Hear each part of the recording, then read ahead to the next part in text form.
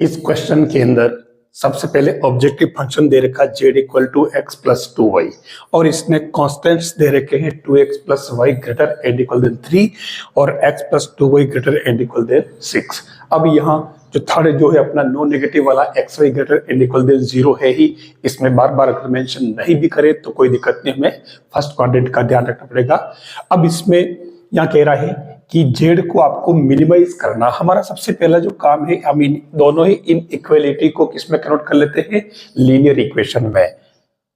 ये हमारा फर्स्ट वाला जो इनइक्वेलिटी है इसको अपन ने लीनियर में कन्वर्ट कर लिया। अब इसमें सबसे पहले अपन पुट करते हैं x इक्वल टू 0, तो ये y इक्वल टू 3। इससे हमारा फर्स्ट कोऑर्डिनेट यानी a पॉइंट आ जाता है 0, 3।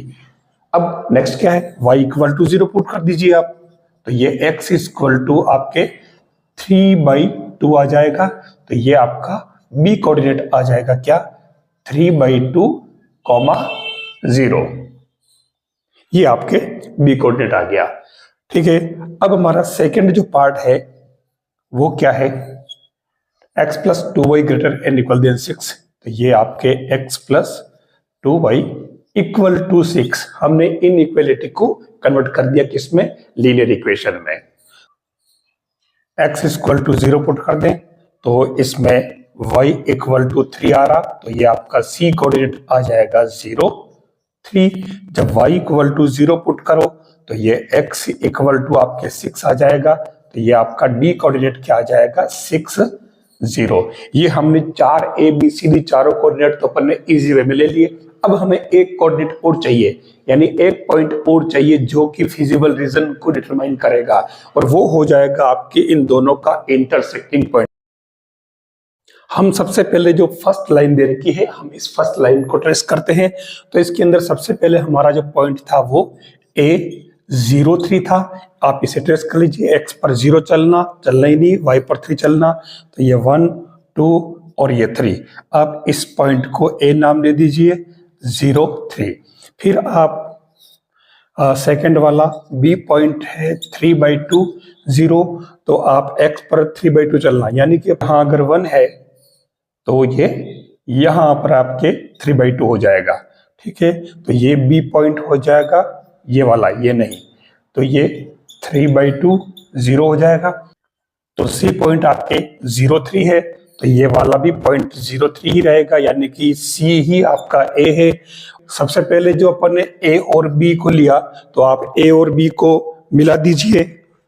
अब A और B को अपन ने जब मिलाया तो इसमें ये कह रहा है कि ग्रेटर एंड इक्वल देन, इसका मतलब एरिया अंदर वाला नहीं होगा, ये एरिया बाहर वाला होगा। इस तरीके से ध्यान रखना आपको। ठीक है, तो ये हमारे पास लाइन फर्स्ट हो गई। अब सेकंड लाइन बात करें हम, C आपका 0, 3 वही पॉइंट है, तो C भी यही रहेगा। अब आपका D पॉइंट है 6, 0, तो देखिए अपन ने यहाँ 1 लिया था, 1, 2, 3, 4, 5 और 6, ये आपका 6 यानी कि D पॉइंट था, तो इस D पॉइंट को आप 6, 0 लिख लें। अब आपको इस C और D को भी मिला दीजिए। ये आपके सेकेंड वाली इनइक्वालिटी जो कि लीनियर इक्वेशन है।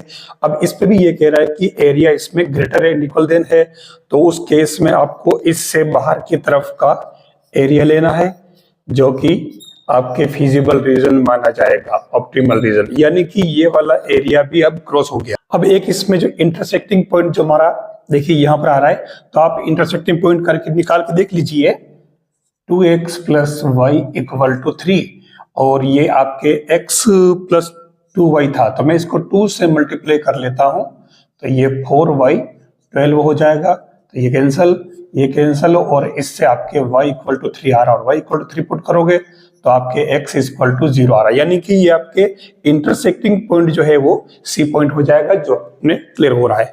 अब हमारे पास में बाउंडेड एरिया तो इसमें है नहीं, और कोई भी फिजिबल रीजन इसके अंदर नहीं माना जा रहा है, क्योंकि ये अनबाउंडेड एरिया है। तो हमारे पास केवल ये 2 ही पॉइंट है, एक तो C वाला और एक D वाला। हम इस C और D पॉइंट पर Z निकाल लेते हैं, जो कि हमें मिनिमाइज करना है। तो उस कंडीशन में Z एट C यानी कि 0, 3, अब इसमें x की जगह 0 पुट करें तो 0, y की जगह 3 पुट करें तो 6 यानी कि 6 आ रहा है। फिर z आपका डी वाला पॉइंट 6 0, तो x की जगह 6 पुट करें, y की जगह 0, तो 6। यहां देखिए, अब यहां आपके z मिनिमम जो आ रहा है वो 6 8 0 3 एंड 6 0, यानी कि 2 पॉइंट पर ये मिनिमम हो रहा है। तो यहां पर फिजिबल जो रीजन है वो आपके 2 पॉइंट पर आएगा। इस तरीके से आपकी ये प्रॉब्लम्स एलपीटी की कंप्लीट हुई।